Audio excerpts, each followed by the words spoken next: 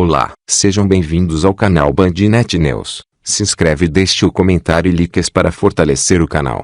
Áudio com efeito 8D. Use fones de ouvidos para ouvir a matéria em 8D. Primeiro Grupo Catarinense, PGC, e Comando Vermelho, CV, mantém aliança desde 2011, e ainda briga o tempo todo pelas fronteiras no Paraguai. PGC e Comando Vermelho, do Rio de Janeiro, mantém aliança desde 2011. A facção carioca se comprometeu a disponibilizar armas e ofereceu treinamento de fuzil e metralhadoras. Desde 30 de novembro de 2011, o primeiro grupo catarinense, PGC, mantém uma aliança com o Comando Vermelho, CV, organização criminosa do Rio de Janeiro que domina os morros cariocas desde a década de 1970. As negociações secretas começaram em 2008. Quando 15 líderes da facção criminosa catarinense foram enviados para penitenciárias federais por causa de uma onda de homicídios dentro da penitenciária de São Pedro de Alcântara, na Grande Florianópolis. Na ocasião, as conversas evoluíram, mas o acordo não foi fechado porque faltava a anuência do homem apontado como número da organização carioca,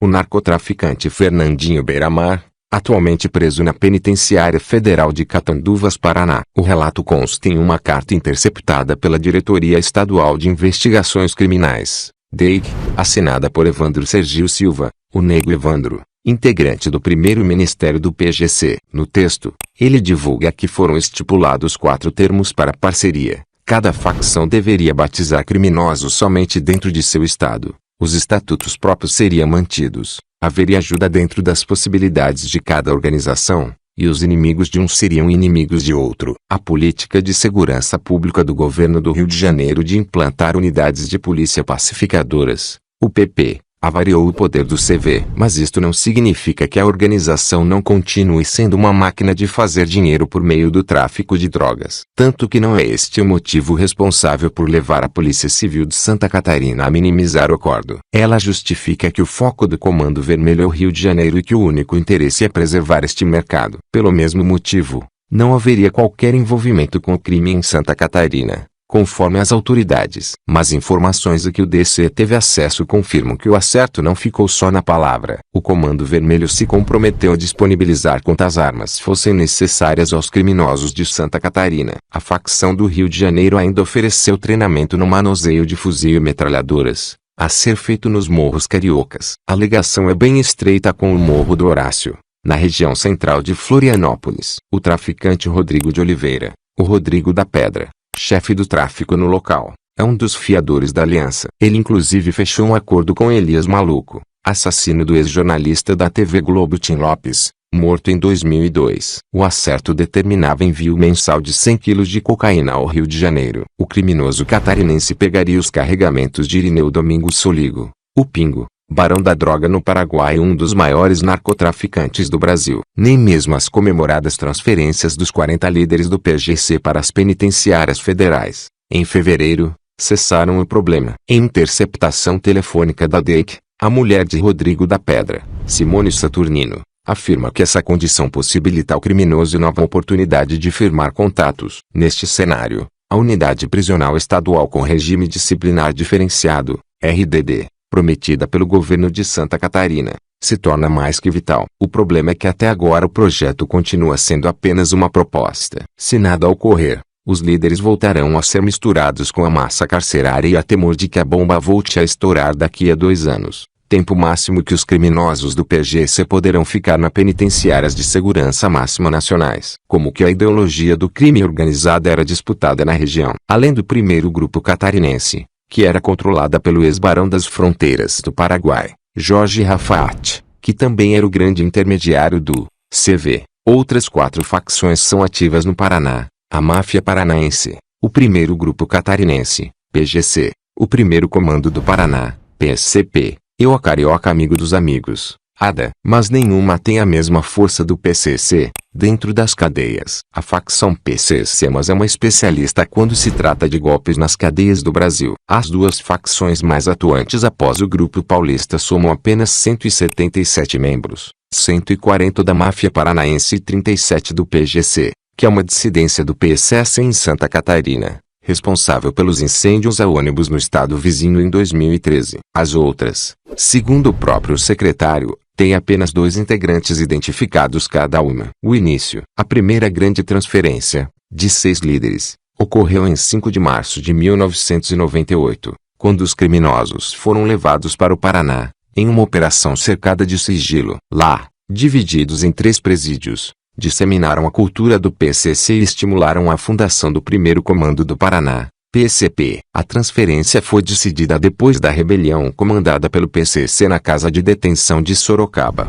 em dezembro de 1997, quando presos foram amarrados a botijões de gás. Um detento e um visitante morreram no motim. A partir daí, os presos foram levados, em momentos diferentes, para Mato Grosso do Sul, Rio Grande do Sul, Santa Catarina, Distrito Federal, Goiás, Bahia e Rio. Em alguns estados, tiveram passagens rápidas, mas em outros, como Bahia, Rio Grande do Sul, Paraná e Mato Grosso, ficaram tempo suficiente para montar suas representações estaduais. Segundo uma linha de investigação, o perfil de atuação das facções muda de acordo com as estratégias das polícias estaduais. Ele não revela, porém, os detalhes da investigação sobre as particularidades do PCC em cada estado nem os nomes que a PF já tem dos líderes locais da facção. Eles estão sempre em busca da maior rentabilidade com menor risco. Alguns grupos se dedicam a assalto a banco. Se a repressão aumenta, mudam para roubo de carga, tráfico, sequestro. Depende da ação policial em cada local. Em 1998, o PCC tinha 5 anos de existência e mostrava força nos presídios paulistas. Criada em 31 de agosto de 1993 por 8 presos transferidos da capital para o anexo da Casa de Detenção de Taubaté, a facção se apresentava como um movimento de defesa dos direitos dos detentos, mas logo passou a atuar no comando de ações criminosas, ordenadas de dentro das cadeias para os comparsas que estavam em liberdade. A fundação do PCC foi violenta. O grupo surgiu depois de uma briga que resultou na morte de 2 desafetos dos fundadores, durante uma partida de futebol entre os presos de Taubaté. A facção disseminou-se primeiro com as transferências de detentos para presídios de São Paulo. Os que ganhavam liberdade ou fugiam passaram a consolidar a organização criminosa fora dos presídios e tinham a missão de arrecadar contribuições para os que estavam presos. Comando Vermelho. No Rio, a chegada do PCC ocorreu em 2001.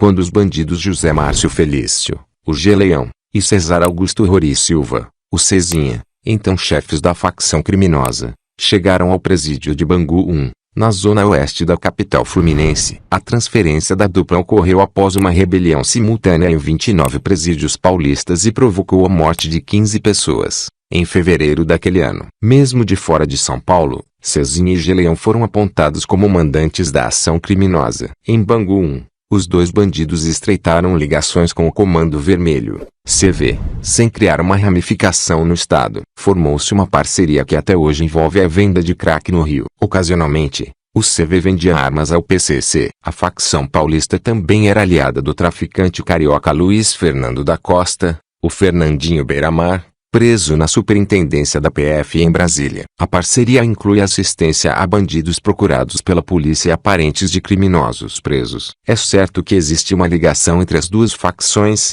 tanto que o crack no Rio só se encontra nas favelas do Comando Vermelho. O PCC abria portas para o Comando Vermelho buscar a droga em São Paulo, explica o delegado Rodrigo Oliveira, atualmente na delegacia da Barra da Tijuca, zona oeste do Rio. O policial lembra que, há 5 anos, uma ação da divisão anti-sequestro, onde trabalhava, levou à prisão, em São Bernardo do Campo, de um traficante que dava guarida a pessoas ligadas ao Beiramar. Em outra ocasião, a polícia do Rio apreendeu bananas de dinamite em gel e prendeu 3 homens do PCC. A última prisão de integrantes da facção criminosa no Rio ocorreu há alguns anos atrás, quando 3 criminosos foram flagrados da favela do Jacarezinho, Zona Norte, comandada pelo CV, tentando negociar a venda de fuzis. Não temos elementos para dizer que é uma coisa sistemática, diz o delegado Carlos Oliveira, da Delegacia de Repressão a Armas e Explosivos. Em Mato Grosso do Sul, o governo transferiu ontem para um presídio recém-inaugurado na cidade de Naviraí 56 presos ligados ao PCC que lideraram uma rebelião no dia 14 na penitenciária de segurança máxima de Campo Grande. Outros 17 detentos acusados de seguir ordens do PCC já haviam sido transferidos de prisões em Dourados e Três Lagoas para Naviraí.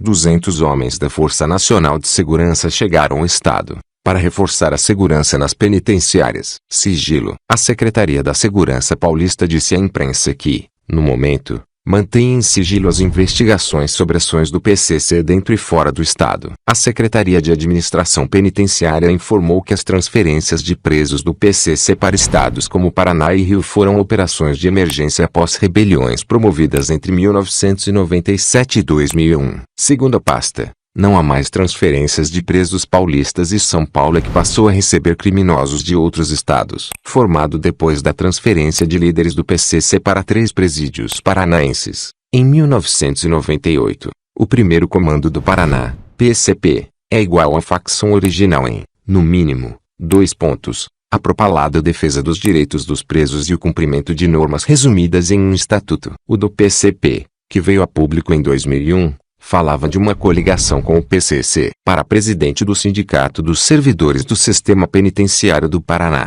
Sandra Márcia Duarte, que está há 22 anos no sistema, o PCP está firmado como uma forma de defesa local diante do poder da facção paulista que lhe deu origem. Sandra crê não haver subordinação ao grupo paulista. Com a chegada dos líderes do PCC José Márcio Felício, o G. Leão, e Cesar Augusto Rori Silva, o Cezinha, ao Paraná, em março de 1998, as rebeliões nos presídios paranaenses intensificaram-se, assim como as mortes entre os presos rivais. Em novembro de 2001, a dupla foi deposta do comando do PCC, que foi assumido por Marcos Camacho, o Marcola. O governo paranaense não reconhece a existência do PCP, embora o nome da facção tenha sido exibido em uma faixa, durante a rebelião em Foz do Iguaçu, no dia 15. Procurado, o coordenador do Departamento Penitenciário, DEPEN, do Paraná, Coronel Honório Bortolini, não comentou o assunto. Mas é claro que o primeiro comando do Paraná, PCP, na região, a formação entre PCC, PCP e ADA, TICA 1533 no Rio de Janeiro. O TICA 1533 começou a se desenhar quando, em 2016, integrantes do PCC romperam a parceria com o Comando Vermelho, considerada a maior facção carioca. Na ocasião, 120 detentos de São Paulo que cumpriam pena em 3 presídios pediram a transferência para unidades chamadas de neutro. Todos dividiam unidades com o CV. Por determinação do então subsecretário Sauler Sacalhem foi tomado um procedimento diferente. Os presos do PCC foram enviados para Bangu 4, onde ficam os detentos da ADA. O acordo entre as duas facções se consolidou. Criminosos em liberdade e parentes passaram a ir morar em comunidades dominadas pela ADA como o Morro de São Carlos, na região central do Rio, e a favela da Rocinha, na Zona Sul. Dinheiro apreendido com detentos das duas facções sob a guarda de um agente penitenciário. Apareceu um indício de que a união entre TCP e ADA já estava encaminhada.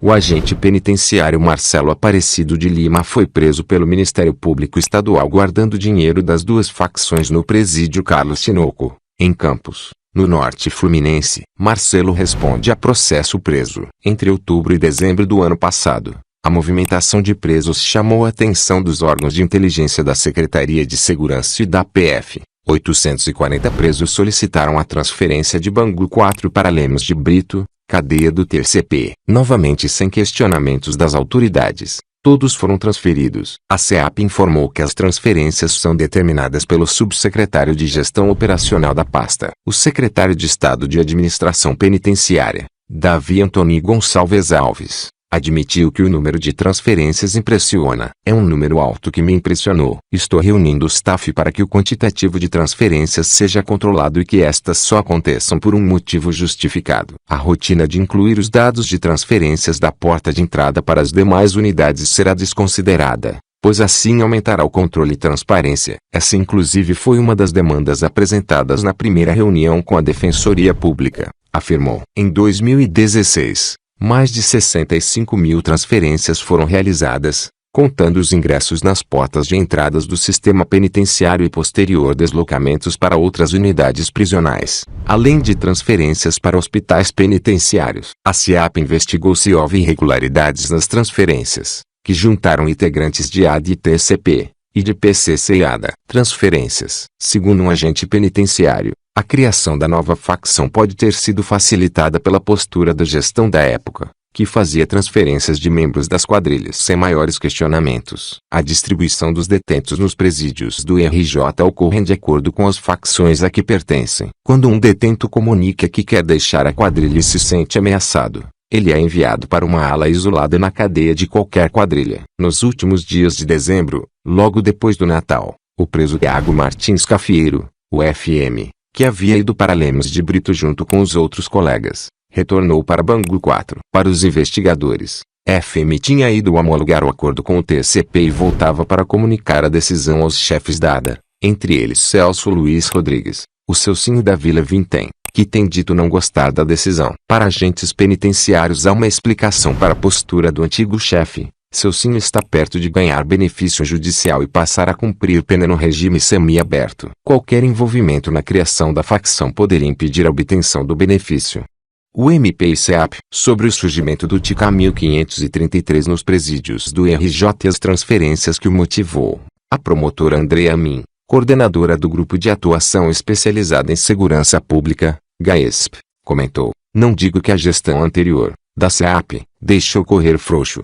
Talvez tenha sido uma falha na análise sobre o que isso, a transferência, representava. O PCC estimulou um pacto de não agressão logo que rachou com o CV, dando início à proximidade entre eles", explicou. A CEAP, através de nota, informou que o atual secretário Davi Antônio Gonçalves Alves assumiu a pasta em 24 de janeiro, com o objetivo de reorganizar a mesma. Novas ações estão sendo operacionalizadas pela CEAP, objetivando garantir a segurança do sistema penitenciário. Ainda segundo a secretaria, entre as medidas estão o aumento das fiscalizações nas unidades prisionais, bem como o fortalecimento da corregedoria com o trabalho integrado junto ao setor de inteligência. A CEAP ressalta que a Superintendência de Inteligência desta pasta vem passando por uma reestruturação. O objetivo é ampliar sua capacidade operacional e de cooperação com as agências de inteligência dos demais órgãos de segurança pública. O ex-subsecretário operacional, Sauler Sakhalin, não foi encontrado para falar sobre as transferências de presos das facções. Em nota,